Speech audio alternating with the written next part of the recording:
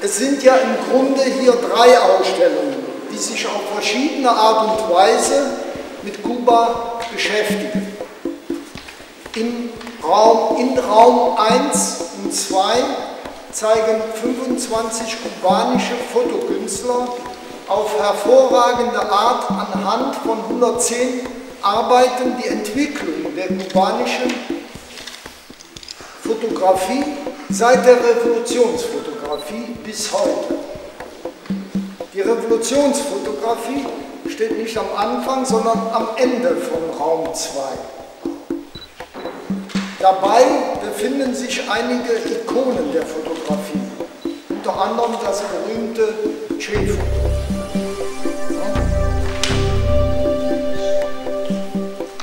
Der kubanische Kurator Professor Frenzi aus Havanna hat diesen Teil der Ausstellung, also Raum 1 und 2, Colimadores genannt. Ich habe gerätselt und nachgeschlagen. Ein Collimator dient zur Fokussierung eines Strahls.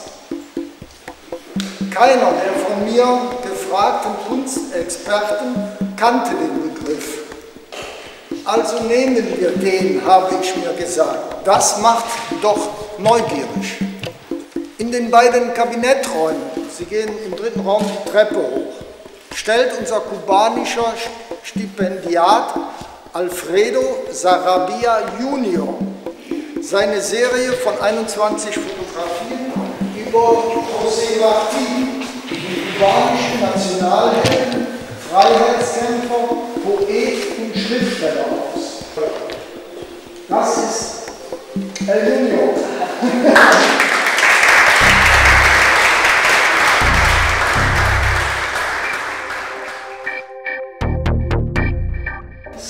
Sense Lab oder Sense Lab. Und das ist ein Projekt, das wir vor 6 Jahren, also Frau Suna-Plassmann, Frenzi und ich, vor 6 Jahren in Kuba aufgezogen haben, zunächst universitär. Inzwischen wirken wir in die Gesellschaft über soziale Projekte, über Ausstellungen, über Vorträge. Also wir haben ein sehr, sehr breites Netzwerk geschaffen und dadurch war es eben auch möglich, hier die Freunde zu gewinnen oder auch dann eben all diejenigen, die Bilder gegeben haben, dass diese Ausstellung zustande kommen konnte. Ich würde Ihnen jetzt einfach viel Freude an Kuba im Blick wünschen.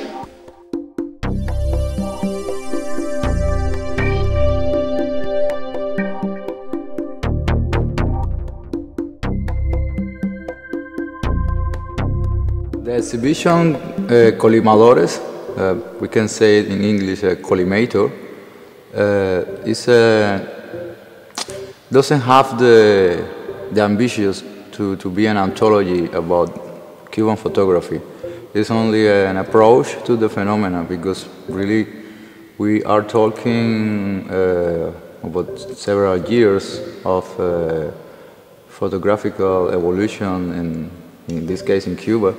60s, 70s, 80s, 90s, the end of the 90s and this 21st century that we are living.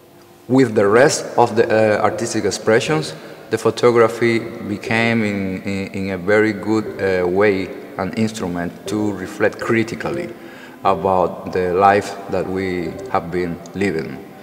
And all these experiences are like the background for Colimadores, and then I say, okay, let's try to show something that is not the pure or the mere cliché.